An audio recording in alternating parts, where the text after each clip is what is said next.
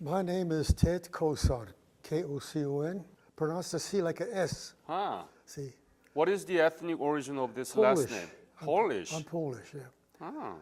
Don't I look Polish? No, Oh, I couldn't tell you. Okay. You look like a Korean. So tell me about your family, your parents. Oh, by the way, what is your birthday? February 22nd, 1925. 25. Yes. 25? Yeah. How old are you now? I'm 90. 90? Yeah. Plus a couple months Where were you born? in Lansford. Could you spell it? Lansford, Lansford, Pennsylvania. PA. Yeah. Very close to where I live, New York. New York. New York State, Syracuse, Oh, New yeah, York. right. Yeah. Tell me about your parents and your siblings when you were growing up. Well, my parents came from Poland. Mm-hmm. And I had three brothers and three sisters. My dad was a coal miner, worked at coal mines for 45 years. Wow. My mom was a housewife, taking care of our kids. Were you the eldest?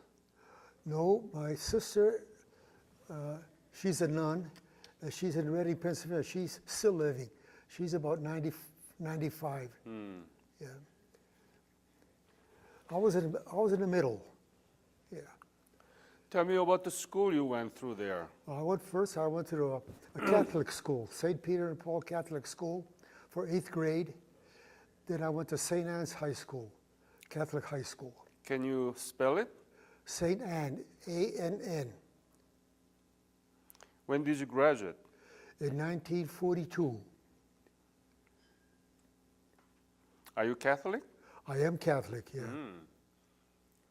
And what did you do after the graduation of your high school? I worked for the coal company with the forestry department, cutting trees, bushes, stuff like that, for the coal company. And then? And then, when I turned 18, about a month after I turned 18, I had a letter from President Roosevelt. He says, "Greetings, the country needs you. Report to the induction center." So did you like it? I had no choice. Did you like it or not? Well, yeah, I liked it because there was no work in coal regions. The first I knew was the Japanese bombed Pearl Harbor. Nobody knew where Pearl Harbor was at the time. Finally, we found out it was in Hawaii. All right.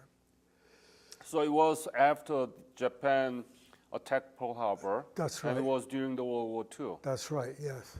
So had you ever imagined that you will be in the World War II as a soldier? I never thought I would be, but my mother says, "Yeah, you'll be involved in the war."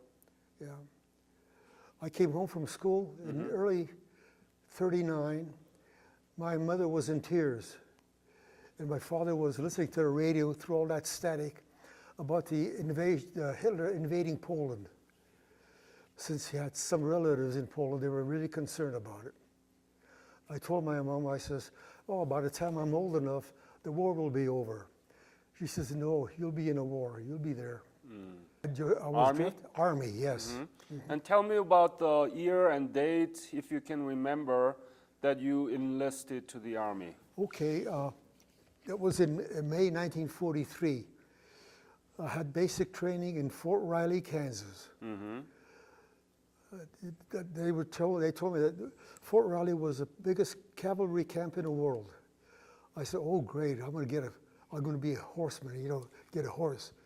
Instead, they gave me a rifle, Oh, yeah. and I carried a rifle for the rest of my duty. I had good basic training for about 6 months at Fort Riley. I came home on a 5-day leave. Then my dad walked me down to the bus station, and I'm on my way to Fort Ord, California. Fort Ord, California is not far from Pebble Beach. Yep. Yeah, I'm sure you know. In Fort Ord, California, we still do some training, rifle range, calisthenics and all that. And before we went to North Carolina, we were able to get a overnight pass to go to town, day pass for about 4 or 5 hours, provided we passed a rifle inspection. I happened to be in the front row when the officer came down, checked my rifle, saw that it was clean, so it should be a pass to go to town. As he got his way down to the far end of the column, my friend was standing right behind me. He said, "Ted, let me have your rifle. I want to get a pass to go to town." So I didn't mind changing rifles with him. As the officer came down second column, picked up his rifle, which was my rifle, looked at it thoroughly. He says, "Dirty rifle, soldier, no pass for you." I felt sorry for him, so I gave him my pass. Me, I went to the gym, exercise. A couple of days later, we boarded the train to San Francisco. I boarded the ship on the USS George O. Squire. I could just picture sailing under the Golden Gate Bridge. Mm-hmm. Some of the boys already were seasick. Board ship, we traveled out to the South Pacific for 29 days, finally landed in New Caledonia, which is an island, a French colony off the coast of Australia. I'm sure you know where that's at. From there, took basic training, and one day basic training again there? Well, we training all along. Yeah, a lot of training. What was your original mission in New Caledonia? Well, we just waiting for orders to ship out someplace else. It was like a replacement depot. I came into a restaurant, and some of the GIs were sitting at the bar. In comes a native man with great big bushy black hair, skimpy pair of shorts. He started walking on his hands. So the boys were throwing him coins, nickels and dimes. He stood on one hand, put the coin, put it in his mouth. When his mouth was full of coins, he got up and walked out the door. Never saw him since. Yeah. So when did you engage in any combat mission? After we left Caledonia, we boarded ship. I went to Melbourne, Australia to refuel. Yeah. Yeah. From Melbourne, I took that same ship to Guadalcanal. That's where I joined my outfit, the 164th Infantry with the Marical Division. I was in Guadalcanal for about 2 months. Then from there, we went to Fiji Island for some R&R. We did a lot of training in Fiji also. We had a 4-day force march, carry full field pack. We marched from sunup till sundown. Took a break about every hour for about a 10-minute break, carried our own supplies and all. But at the end of the 4th day, we came back to camp, had a good meal at the mess hall.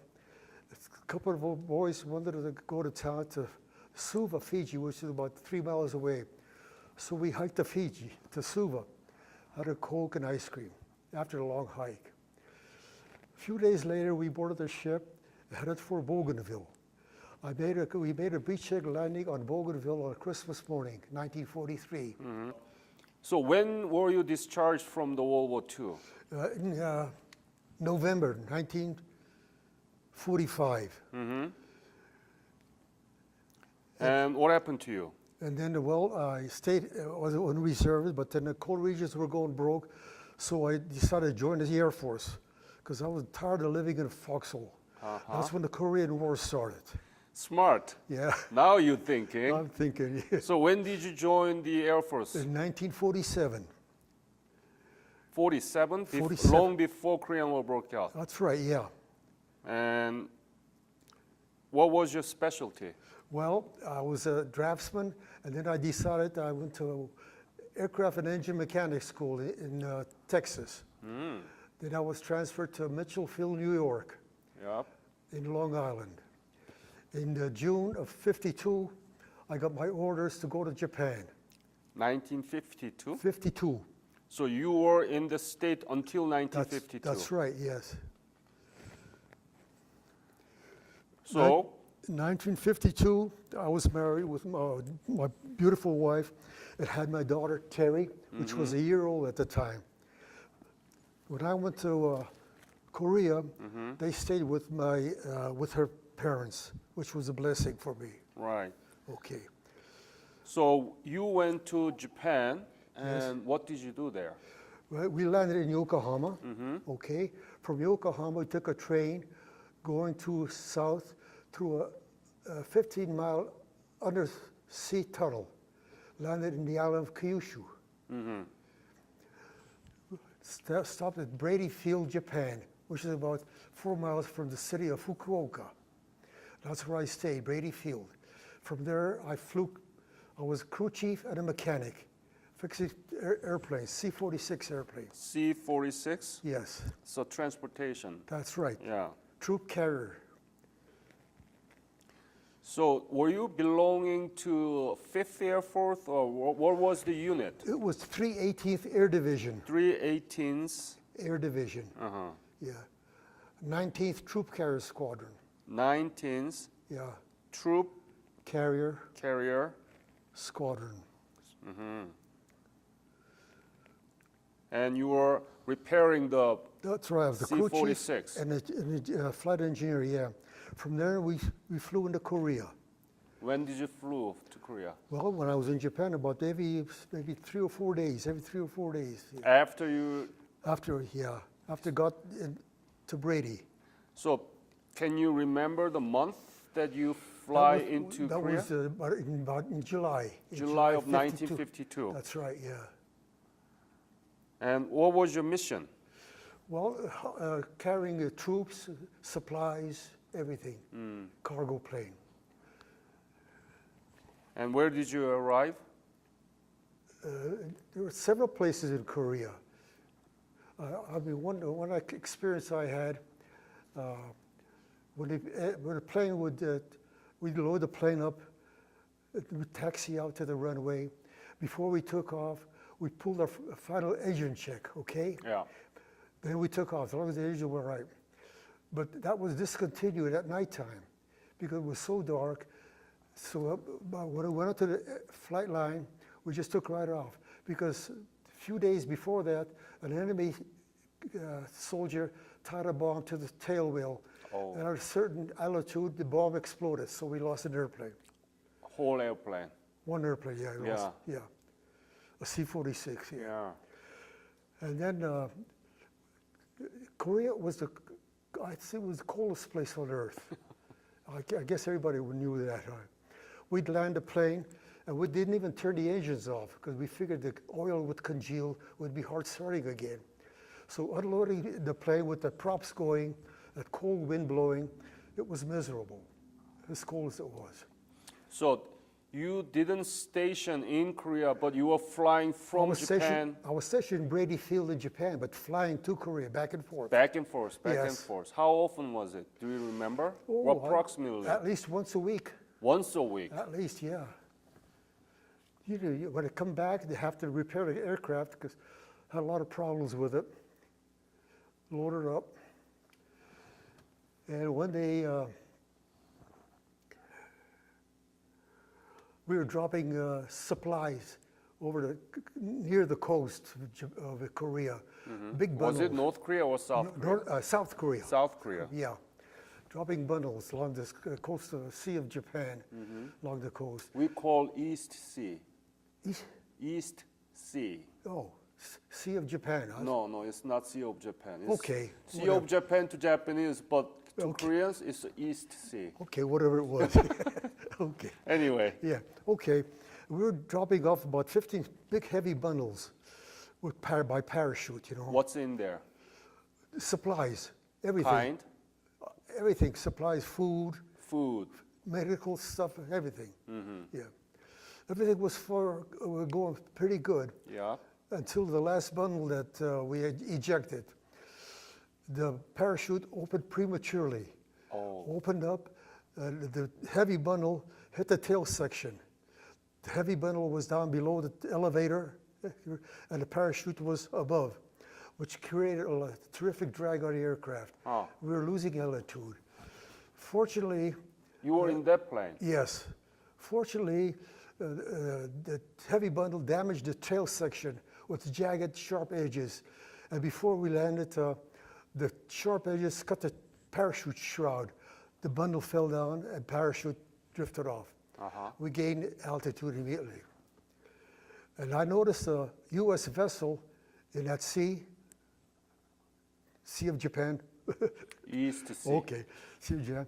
Made a U-turn following us in case we had a ditch Oh. in the sea. But fortunately, we gained altitude and we returned back to Brady Field. So that was 1952. 52, yes. That was, yeah. So once a week that Yeah. you flew Yeah. into Korea. Yeah, after that, I had pretty close shaves, you know. So I went off flying status, and I returned being the crew chief and the mechanic.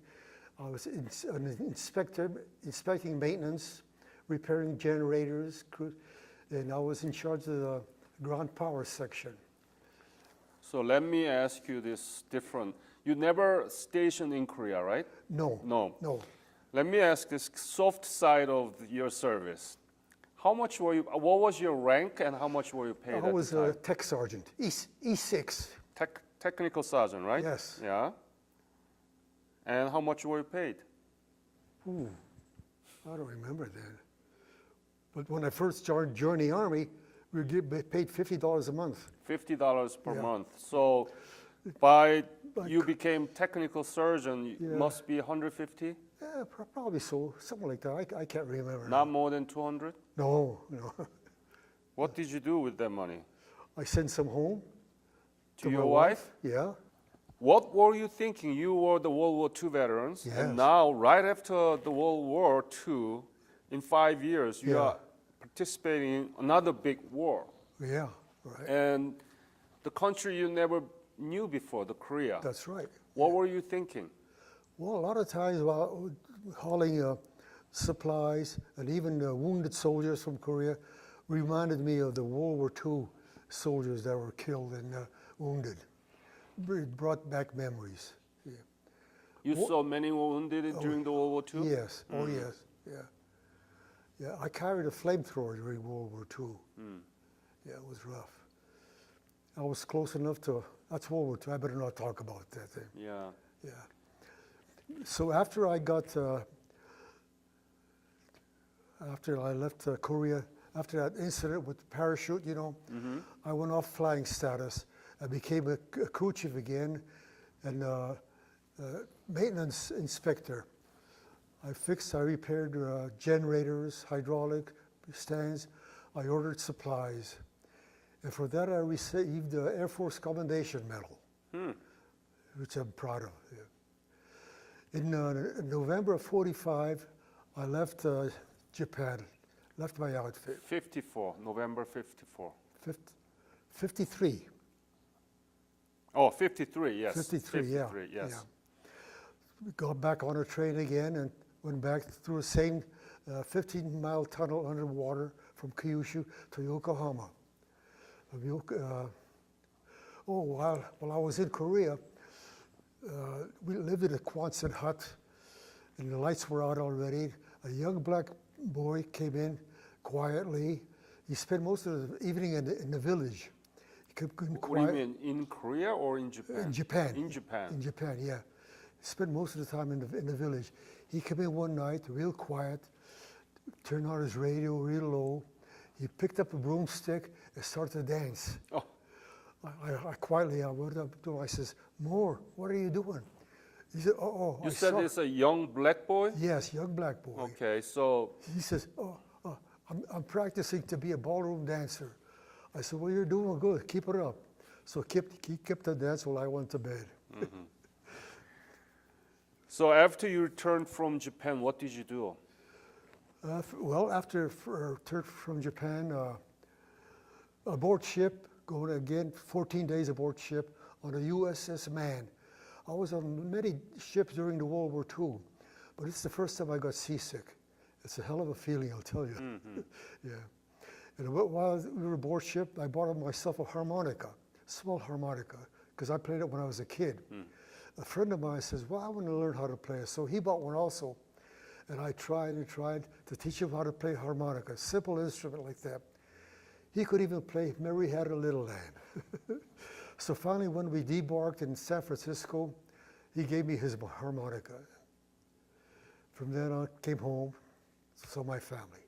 What was your job after you come back from Japan? I was transferred to Greenville, South Carolina. I was a mechanic on a C-124 aircraft. So you were still serving in the Air Force? That's right, yeah. I put 23 years in the service.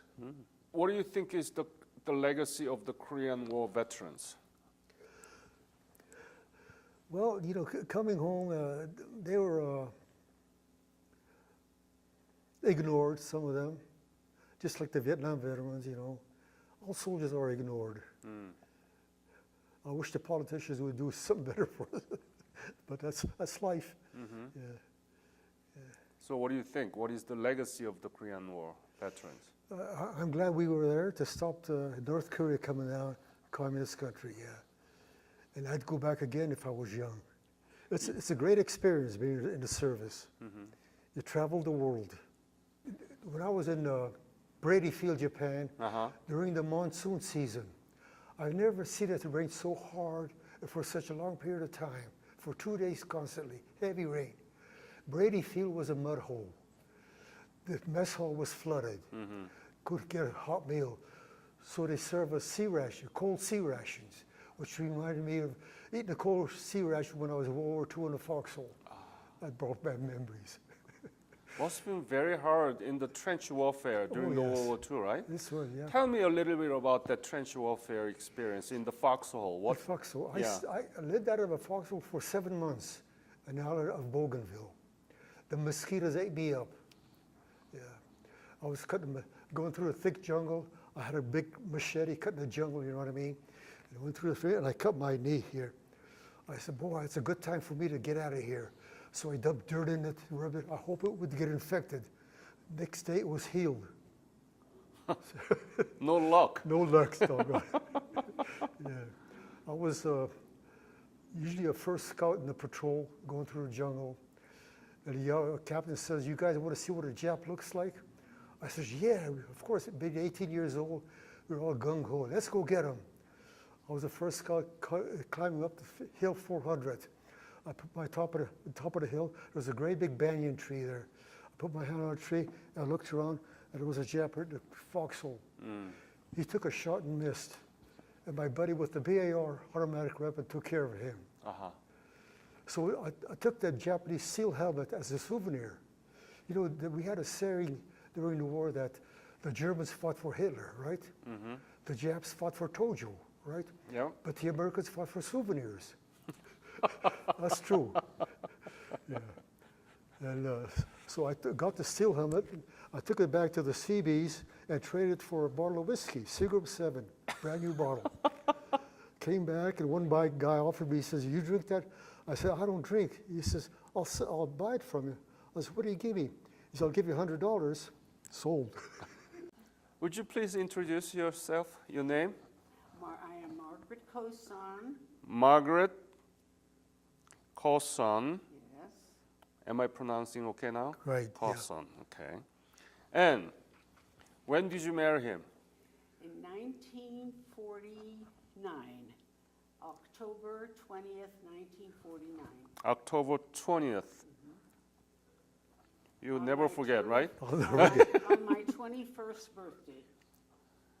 And you never imagined that he would be in another war, right? I was sad. I wanted my husband home because by that time, let's see, we had a little girl, didn't we? Yeah, Terry was already 1 year old. Terry, could you join? Just stand behind them. So you are Terry. I'm Terry Kocon. And you are 1 year old. I was 1 year old. I don't remember it, but I saw lots of pictures.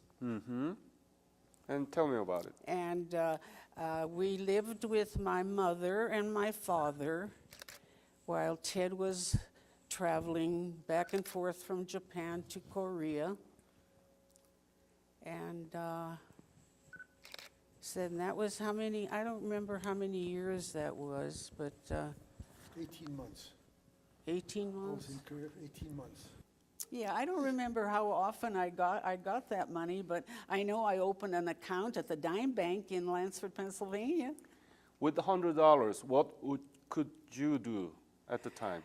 Well, I couldn't do much until I saved some more, and then I helped my parents. Yeah, to buy groceries, and that was about it. Did he write letter back to you? Did he what? Write letters. Oh, yes. How often? Very nice letters. Tell me, detail. Give me the details. He missed me very much. He wished he were at home with me and our daughter. Wasn't a very pleasant place to be. It was the coldest place in the world, he said. And I don't know what else. My love letters, they were love letters, yes. Do you still keep those letters? No, What did you do with that? I don't remember. Must have been very difficult for you to raise your daughter without your husband. It was difficult, and I don't know what I would have done had my parents not helped me. It was pretty hard. She did a good job. You were Just in, look at her. yeah. Yeah. And as when she was younger, a year old, she had colic. She cried a lot, but she grew up very well. It was nice living in the same town as Ted's parents, Terry's other grandparents. It was nice to visit them. We were Right. very happy to see her all the time. I would put her in a nice stroller and take her for a walk. My name is Terry Kocon. Terry Kocon. And you don't remember anything when you were 1 year old. I don't remember that at Right. all. There were lots of pictures at the time, pictures that I still have of us at my grandmother's house with my mom. But I still have things that Dad sent home to me from Korea. So Whoa. little boxes, little presents. I have a little jewelry box that Dad sent. And I even have somewhere in storage, Dad, remember you sent records home? Oh, yes, yeah. Lots of records. So I remember those things. I remember seeing pictures of me in little, I guess Japanese pajamas Yes, that that's Dad right. sent home. So he was always sending home little presents to us. I'm sure Mom had lots of presents from Korea too, right? Yeah. Yes, a nice kimono and a purse. And I don't remember if I had any jewelry or not. I can't quite I remember. couldn't afford a jewelry. So I don't remember the time because I was only 1 year old, but throughout the next few years, 3, 4, and 5 year old, I remember I still had those things. Maybe a little doll. So you still have those, right? I still have them somewhere. Yeah. I And still you have do them. you have Yes. pictures that you We took? have pictures.